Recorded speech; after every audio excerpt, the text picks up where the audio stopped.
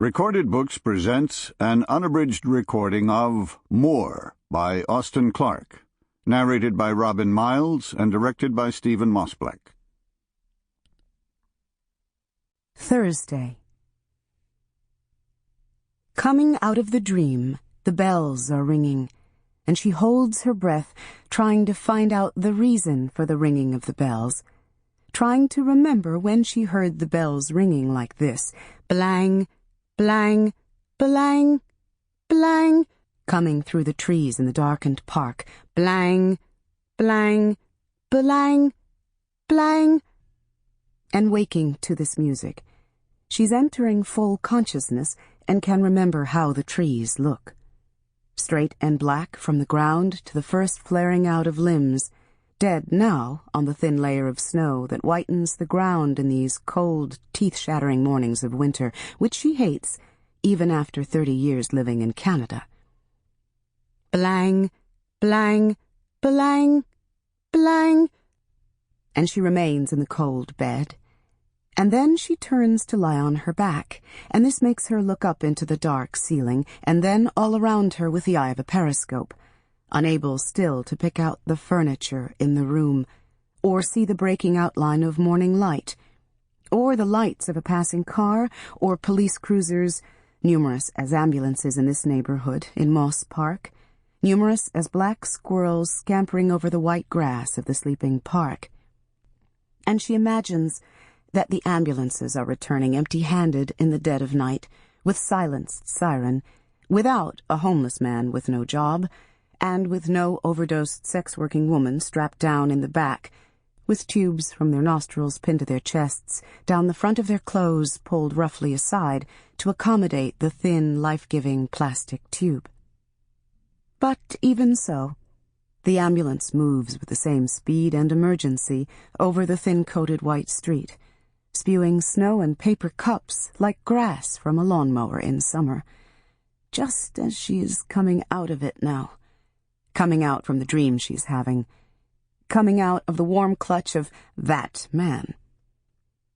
And it's at this stage in her awakening, after she turns for the second time, this time onto her stomach, unable and unwilling to face the darkness and pick up, from memory or through invention, the articles of her life surrounding her.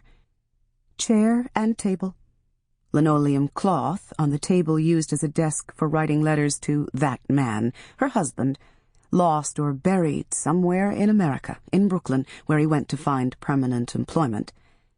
The table used for eating dinner, the one meal in her day when she can sit with her son, Barrington James, BJ as he's called by everyone, including his gangsta friends, as she calls these friends of his, and the few neighbors, one on the left, one on the right, and the man who walks with a four-wheeled walker. Yes, she is coming out of the reverie of the clutching embrace that man has her in, and the sounds of the bells of St. James tolling in the short distance from her basement apartment, 4 streets to the south of the park, straight as an arrow. And in her mind she crosses Queen Street, then a small street, Britain, that runs from Sherbourne to George Street, then a bigger street, Richmond, then Adelaide. And she walks through the small park and the garden, patterned after 19th century ones in London, England, through the garbage with its smell left by dogs and homeless men, and other things that she doesn't like to look at in this short walk from her neighborhood. And she enters the huge, studded, brown, stained main door of the cathedral that looks like the door to a castle, and sits down and settles herself in a pew whose seat is padded by a cushion, and forgets her life, forgets her son, forgets that man, forgets the island where she was born and had left 30 years ago as an indentured servant, a domestic as she was known to the governments of her island and of Canada. For the loneliness, as she would complain to her friend Josephine, and to her son BJ.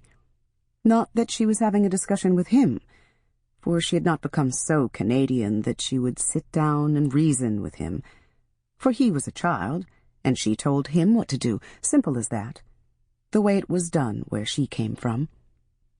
And she would discuss it with that man. Sample complete. Ready to continue?